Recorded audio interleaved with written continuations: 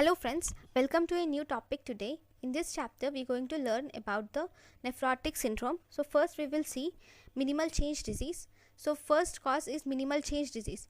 Minimal change disease, first we will see the causes of minimal change disease through the diagrams, and then I'll take you through my notes. So first we have idiopathic causes of minimal change disease, which is seen in majority of cases. In majority of cases the causes of minimal change disease is idiopathic. In some it can occur due to medications like NSAIDs, lithium, ampicillin, rifampicin, gold, interferon alpha and probenecid. Allergies like poison ivy, bee sting, dairy, poison yolk, pollen, hay fever is associated with minimal change disease. Then if you see infections like tuberculosis and syphilis, malignancies like Hodgkin's lymphoma, non-Hodgkin's lymphoma and leukemia are also associated with minimal change disease. Then if you see the clinical features, in the clinical features most commonly it occurs in children as well as in Asians and Caucasians. We see edema, presence of proteinuria is seen, and there is hypoalbuminemia and hyperlipidemia. Hypoalbuminemia and hyperlipidemia. So these are the main symptoms of nephrotic syndrome. Then in the hematological features of nephrotic syndrome, so if you see first light microscopy, it looks as though it is normally appearing glomeruli. There is no change in any of the structures in minimal change disease. So that is the reason why the name minimal change is given. That is, there is not much change seen in the microscopic features. Sometimes there can be slight increase in podocyte size. So this is the light microscopy which is showing normally appearing glomeruli. Okay, now this is the electron microscopy where you see the peripheral podocyte has been effaced. See, the podocytes should have the food processes which are like they should have food processes like this. Okay, but here there is effacement of food processes is occurring. Okay, so here the main thing is there is effacement of food processes. Glomerular basement membrane is present. See, here food processes are effaced. This is the main important thing which you take. Then mesangial cell and matrix is normal. Endothelial cell and fenestrations, everything is normal. You will just see the effacement of food processes. Then if you see in electron microscopy, see these are the podocytes. This is the podocyte. This is the podocyte. Even here you see the food processes of podocyte is straight. There is no bumps like structures in food processes. So here the podocytes are visceral epithelial cells of neighboring capillary loop. Here you can see endothelial cells, RBCs are seen. See, here there is effacement of food processes also. You won't see any food processes which have like many leg-like structures. Okay, basement membrane is normal. You will see endothelial fenestrations are normal. Everything is normal. The only thing that is important is this effacement of food processes which is seen in minimal change disease. Then, so first we will learn about some points about minimal change disease or lipoid nephrosis. So this minimal change disease most commonly occurs in children. Okay, if it occurs in 15% of adults and 75 to 80% of children between the age group of 2 to 6 years. It occurs, it does not show any lesion. In 70 to 90% of cases it presents as nephrotic syndrome in childhood. So in this minimal change disease the causes are, as I have already told you, it is most commonly idiopathic, but sometimes it is associated with drugs like gold salts or hydrargyrum containing creams, NSAIDs, rifampicin, interferon alpha, ampicillin or trimethadione. It is sometimes associated with toxins like lithium and bee sting, sometimes associated with infections like interstitial nephritis, Epstein-Barr virus, infectious mononucleosis, HIV, sometimes associated with tumors like Hodgkin's disease, allergies and lymphoproliferative disease. Sometimes it is associated with post-hematopoietic stem cell transplantation. It is associated with post-hematopoietic stem cell transplantation. So these are the main important etiological features which we see in minimal change disease. Then what about the clinical features? Here there is abrupt onset of edema. So that is generalized edema is seen with ascites. Sometimes hydrothorax and hydrocele is also associated with minimal change disease. The first edema occurs first in eyes and then progresses to the legs. This here the patient presents with nephrotic syndrome with acellular urinary sediment. Here the patient presents with nephrotic syndrome with acellular urinary sediment, and there is severe hypoalbuminemia associated with nephrotic syndrome. There will be hypertension, and microscopic hematuria is also seen in nephrotic syndrome. Then in the nephrotic syndrome there is also decreased renal function. So you have severe hypoalbuminemia, hypertension, microscopic hematuria are seen in nephrotic syndrome. Then if you see, there are two types of children in nephrotic syndrome. First, those with minimal change disease. In the children we have two types of nephrotic syndrome lesions.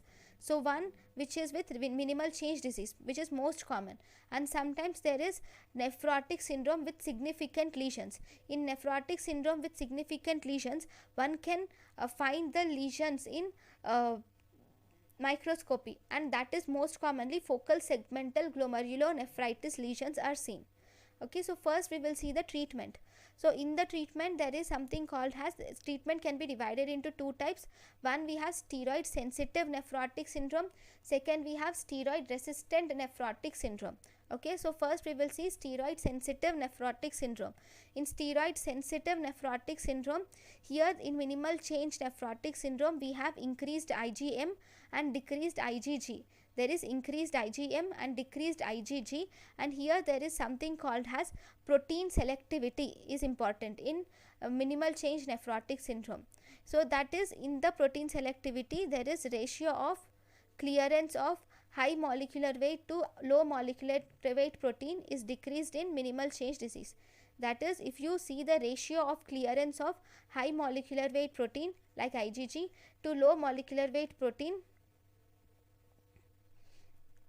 like albumin is decreased in minimal change disease, because in nephrotic syndrome mostly there will be increased albumin loss when compared to the other proteins. Then we have to see the next important thing is, what are the recommendations of biopsy in children. Biopsy is done in children if there is atypical features of onset, or if the age of the lesion, age of the child is less than 12 months of age, or if there is gross or persistent microscopic hematuria, low serum C3 levels, hypertension or impaired renal function. Biopsy is recommended in children if there is atypical features at onset, age of the child is less than 12 months, gross and persistent microscopic hematuria is seen, low serum C3 is seen, if there is hypertension or impaired renal functions. In these cases biopsy is recommended in children.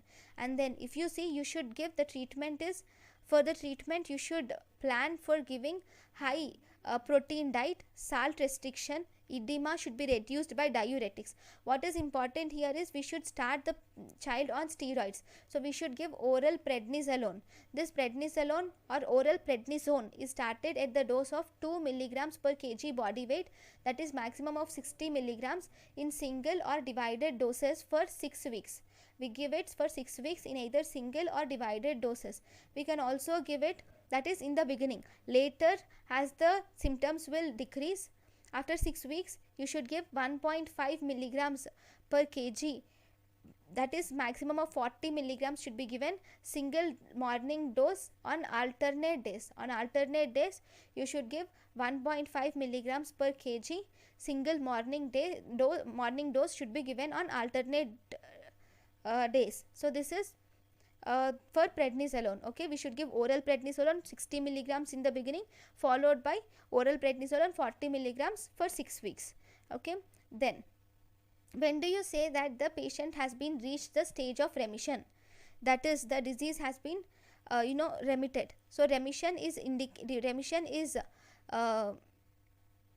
indicated if the urine albumin is nil or trace and proteinuria is less than 4 milligrams per meter square per hour for 3 consecutive early morning specimens.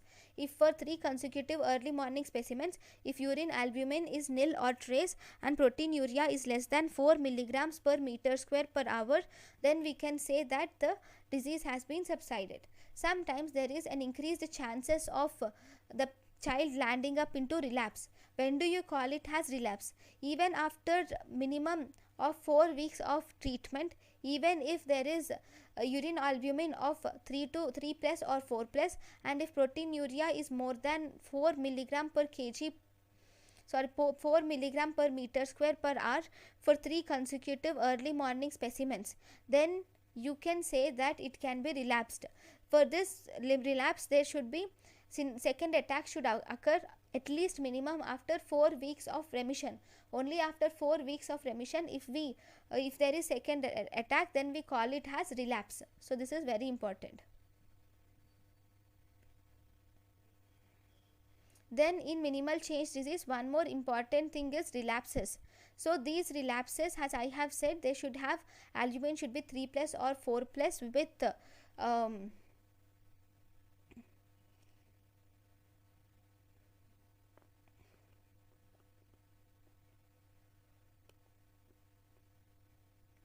proteinuria more than 4 milligram per meter square, then we call it as a relapse. So these relapses can be divided into either these relapses can be frequent or they can be infrequent.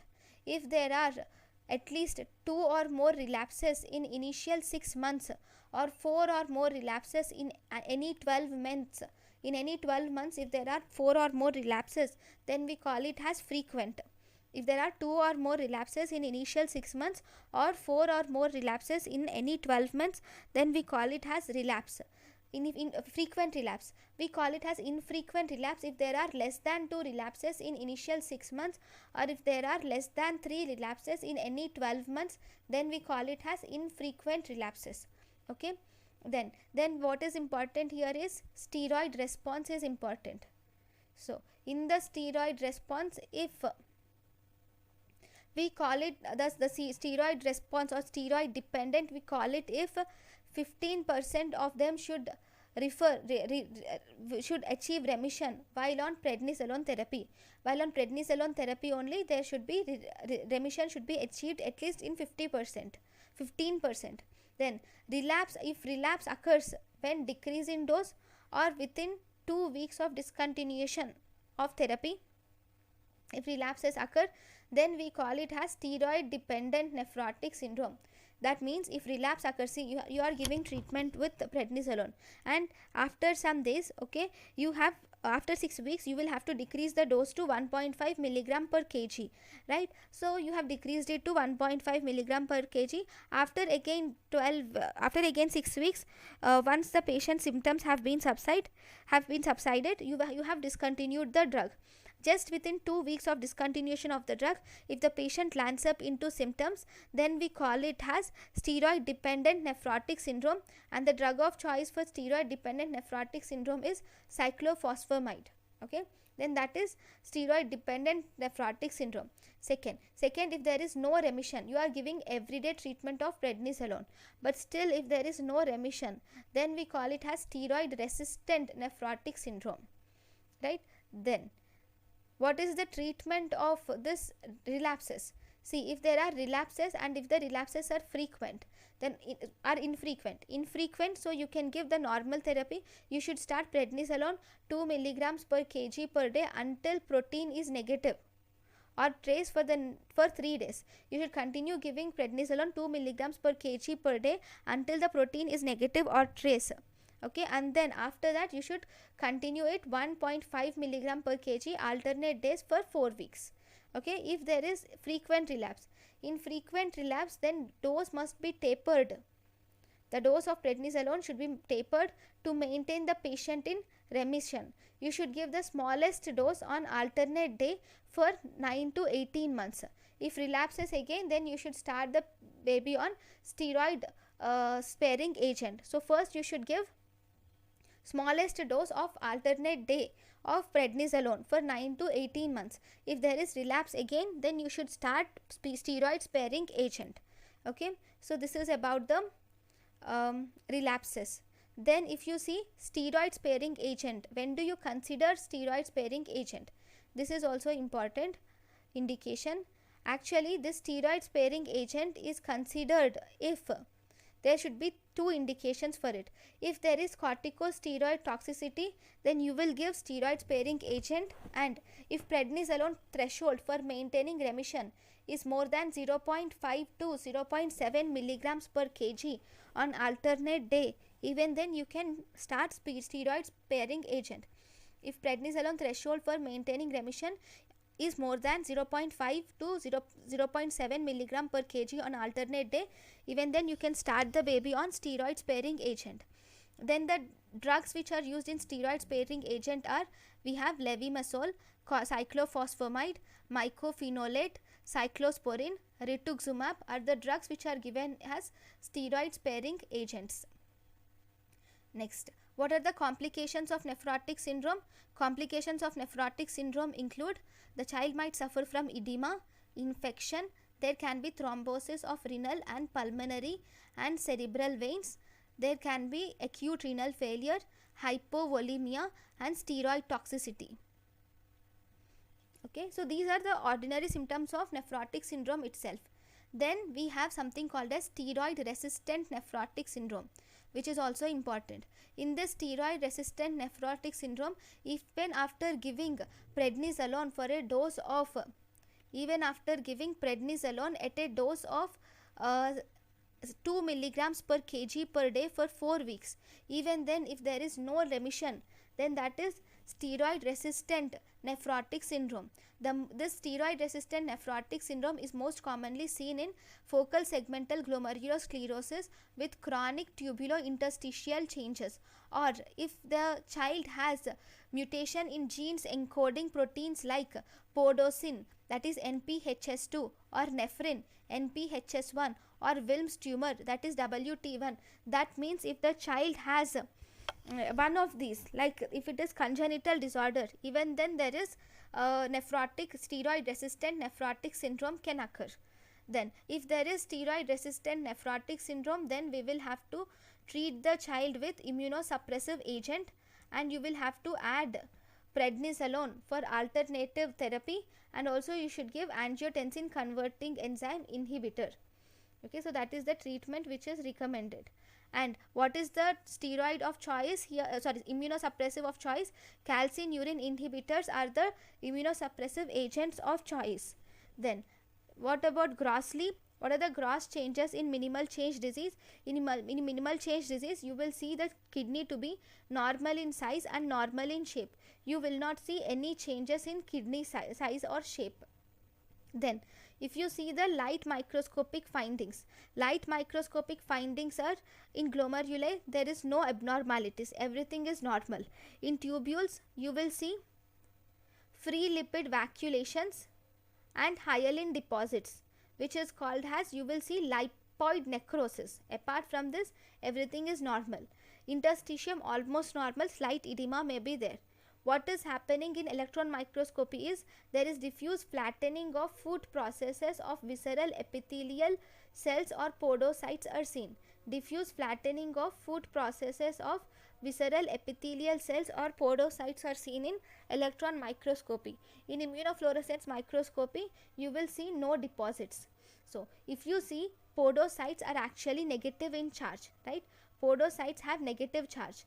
This negative charge is repelled by this podocytes with negative charge will repel the negatively charged molecules, like they will repel albumin. Okay, once they repel albumin, then the T cells will activate cytokines and they will damage the food processes. Now because of damage of food processes of podocytes, they can easily, the proteins and immunoglobulins, because of loss of negative charge, now they will easily enter into the Bowman's capsule easily.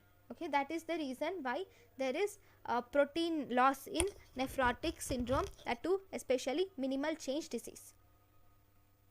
So we will see some pictures now, just a minute. So in minimal change disease, glomeruli, everything is normal, so I didn't put those pictures. What is important here is an electron microscopy. You can see, first this is the RBCs which are seen. Electron dense RBCs, 2 electron dense RBCs are seen. Okay, then what is this? this is normal endothelium. Okay, the endothelium is normal. Okay, then here if you see, the basement membrane is also normal in thickness. Endothelium is normal in thickness and basement membrane is also normal in thickness. This is the place where all the food, effacement of food processes has occurred here. Actually these food processes should be something like this. If I have to draw a diagram, it looks something like this.